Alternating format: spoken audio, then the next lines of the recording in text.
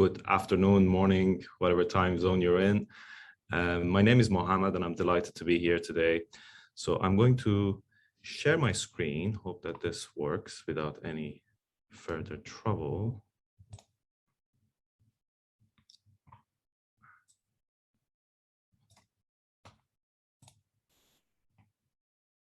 So can everyone see my screen? I hope yes. Okay. So today I'm going to talk about scenarios, a short introduction about scenarios, and then I'm going to introduce our jury members, the involved process we had for the scenario competition, and also announce the jury's decision.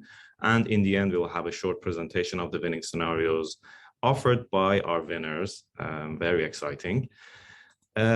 So to start with, why scenarios matter and why we decided to have a competition about them.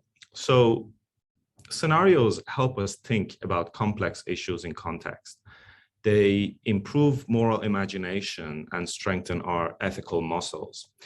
But furthermore, they contextualize issues. So during the 4 years that we were working on the entire project, we developed a set of 8 scenarios for educational purposes, but also to stimulate strategic thinking about issues in research ethics and integrity. Each of the scenarios we developed for the project were linked to the European Code of Conduct for Research Integrity, something that was being discussed also today. And the current version of the code offers 4 principles: reliability, honesty, respect, and accountability, and then suggests that these 4 principles apply to 8 different research contexts. These contexts could be research environment, training, supervision, mentoring, research procedures, publications, safeguards, and so on.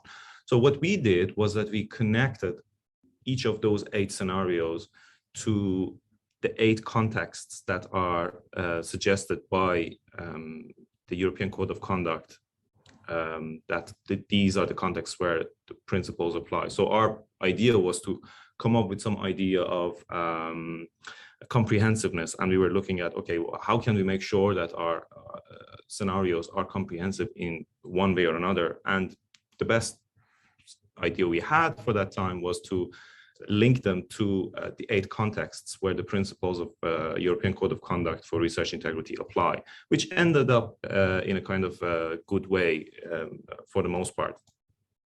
So why did we think a competition is needed? First of all, we wanted to encourage communities' ownership of the platform.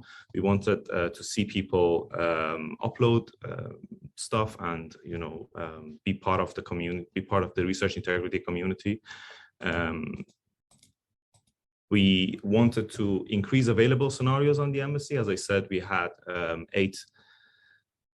developed 8 scenarios in our work package, but we were 100% sure that there's so many more issues to discuss, and there's like so many different research areas that we have not touched upon.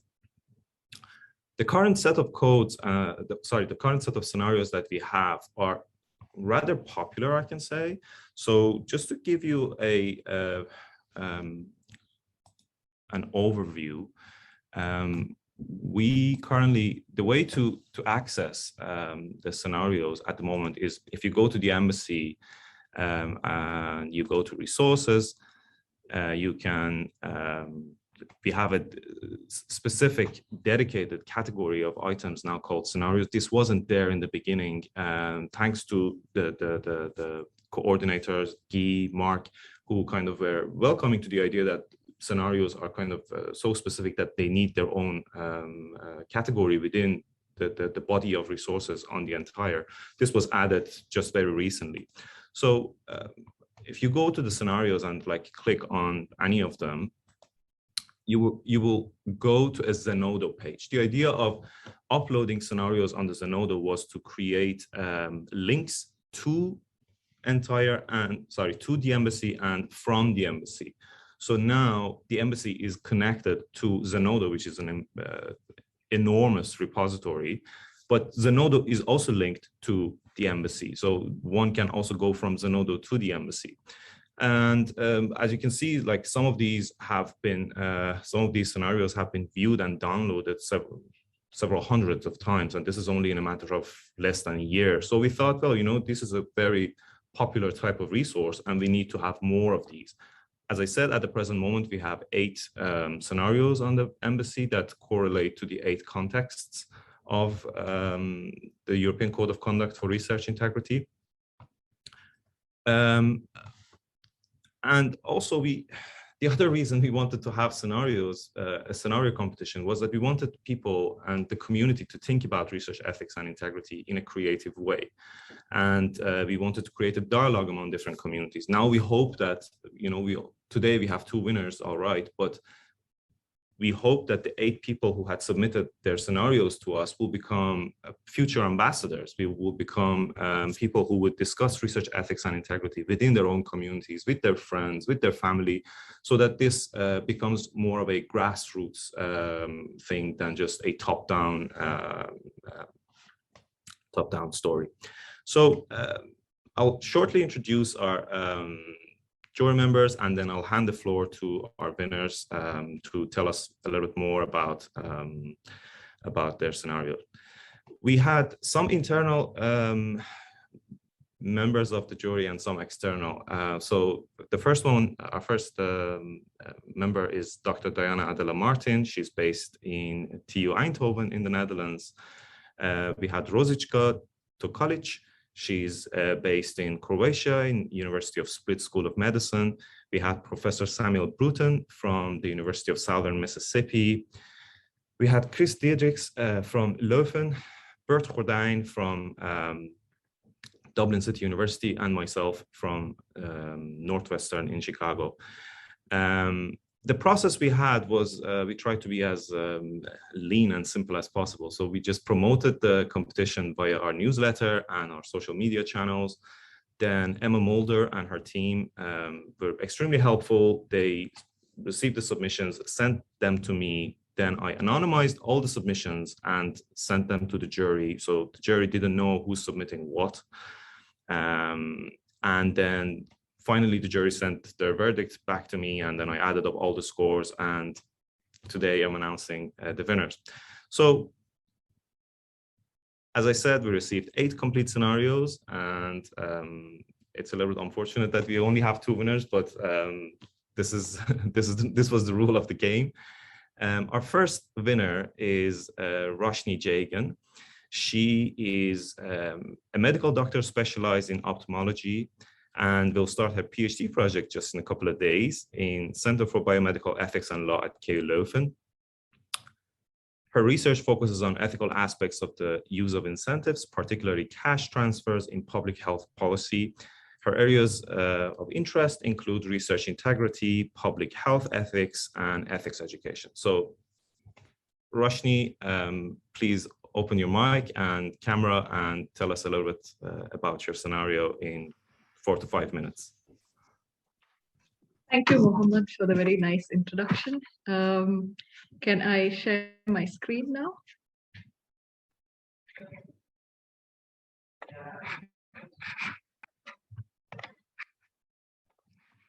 Sorry, it says I can't share my screen when you are sharing. So is it okay if I share mine?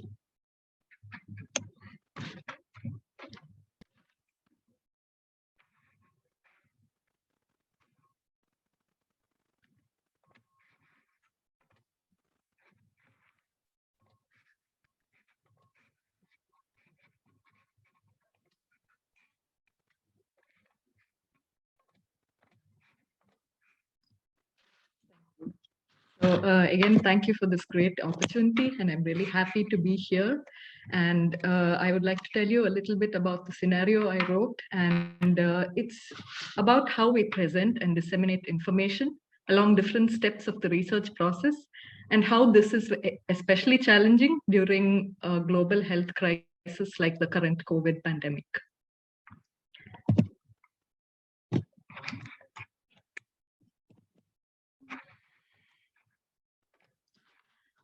So, as we've seen in the last 2 years, the COVID pandemic kind of presents a unique challenge for scientific research and for research integrity.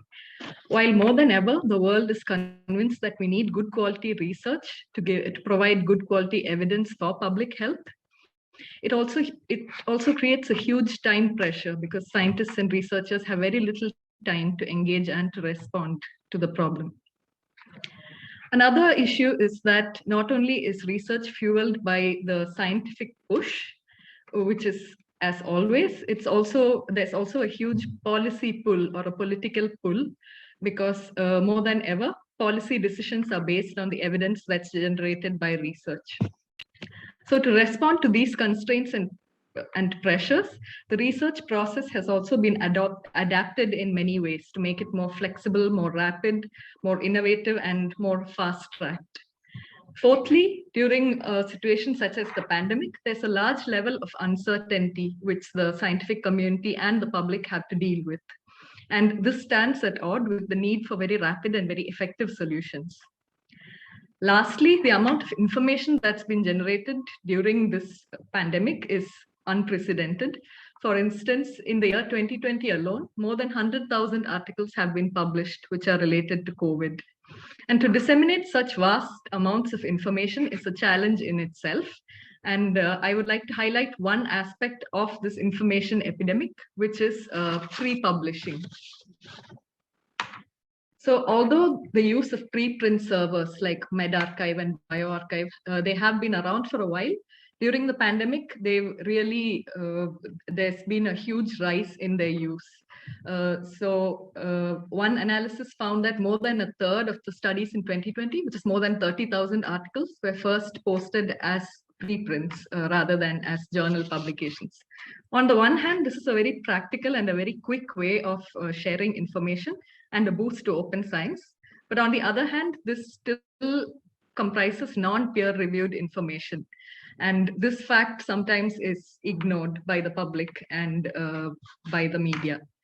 Media coverage of preprints has also been really huge and unprecedented, both by traditional media and on alternate and social media. So in this way, sharing a preprint has almost become equivalent to directly sharing information with the public. So when it comes to medical interventions as well, we see that research output translates extremely rapidly to clinical practice. And this is very good. It's beneficial in the case of good quality evidence, but in the case of poor quality evidence, it could be extremely harmful as well. So we have to balance the pros of rapid dissemination versus the risk of spreading misinformation, which could be extremely harmful, as in the headlines shown here. Also, ineffective treatments could also very quickly be incorporated into policy decisions and clinical guidelines, which could be very damaging, and which has happened during the pandemic. So what do guidelines say about pre-printing? We see that the European Code of Conduct, for instance, it doesn't specifically address this issue, but they stress on honesty and transparency in public communication. So we could understand that as long as scientists are very transparent about the fact that the information is not peer-reviewed, it could be acceptable to share information on preprint servers. However, we should also keep in mind that once misinformation is believed and once it's spread, it's very, very difficult to undo, even if the papers are retracted, as Dr. Constable was sharing earlier. So in such a scenario, it's difficult to know what would be the best way to disseminate information quickly, transparently, but also make sure it's accurate. And it sort of remains a gray area, which is one thing I would like to highlight. Some proposed solutions include screening of preprints by the preprint servers themselves, and also more rapid reviews by journals involved, which still remains to be seen how quick and how effectively we can implement these measures. So that brings me to the end of my very short presentation. Thank you. Thank you very much. This was quite interesting. So we will publish your scenario on the embassy and hope that you'll get it shared and read by many people. Our second winner is Elias. Congratulations, Elias. So their scenario was titled Studying Colonial Artifacts with Integrity. Elias is a PhD candidate in the Social Epistemology of Argumentation project at the Department of Philosophy at Vrije Universiteit Amsterdam. Their PhD project investigates how knowledge inequity leads to political inequity and vice versa. Their research interests involves broadly around the ethics of knowledge making and circulation, both in and outside science. Elias, please open your mic and tell us what motivated you to work on this scenario. Yeah, hi everyone. I'm honored to have been selected as a winner and honored to be able to speak to you on the scenario that I constructed. So in this short period of time, I won't have time to reconstruct the entire scenario and go over all the problems that it raises. But essentially, in the scenario, a interdisciplinary graduate student who works in history and material sciences studies colonial artifacts and is involved in some kind of social movement to return these colonial artifacts to their cultures and places of origin. So the issues that arise here are what constitutes bias and what kind of politics go in the research practices kind of more broadly, but beyond a narrow conception of research ethics. Supervisors also come in. So I kind of just wanted to attempt to highlight issues that haven't really come up in the research integrity conversation that I've happened to have.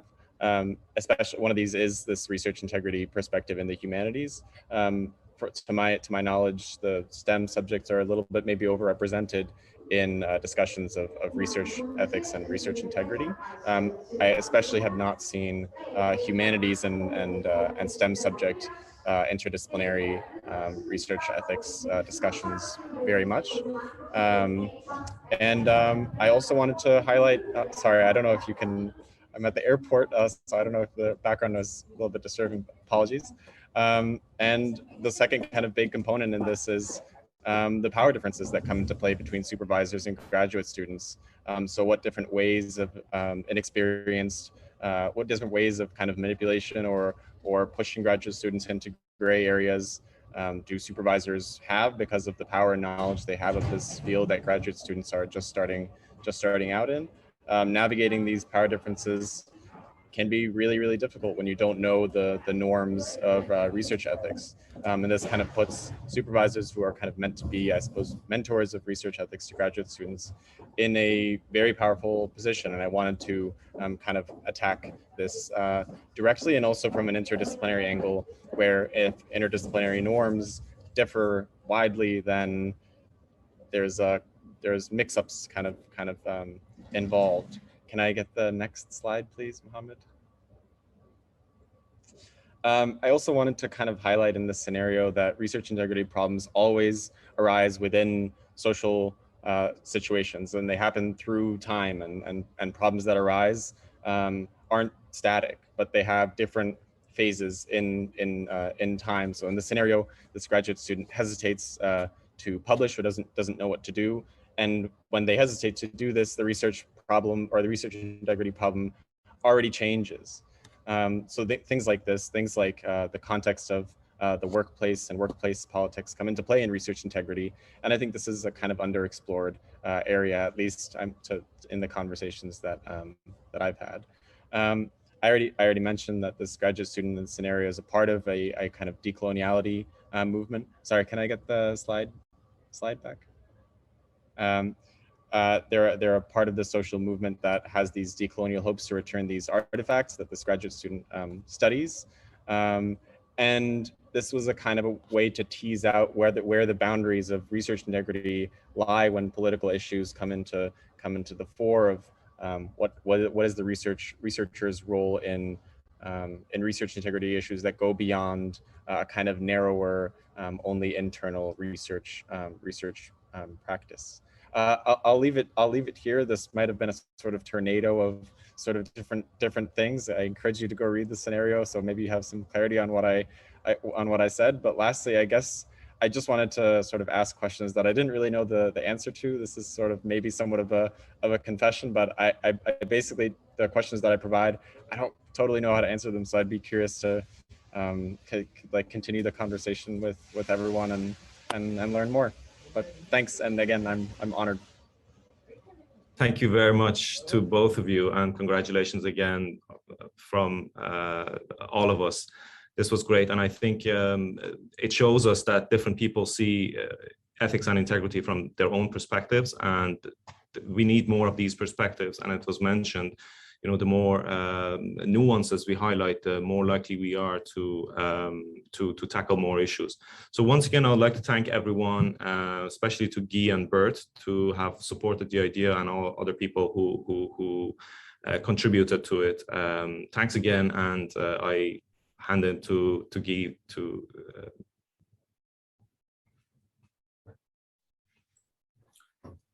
Thank you, Mohammad, for organizing this competition and also presenting the results. It's really great to see that people are so much interested in doing this, and also to hear from Roshni and Elias their motivations and their ideas. And I'm looking forward to reading not only their scenarios, but also the 6 others. Of course, if the others give permission to get them outside of the area of the jury. But maybe, Mohammad, you can ask that. And then, of course, we would all be very welcome to help and have all these scenarios on the embassy. Again, if people want to share them.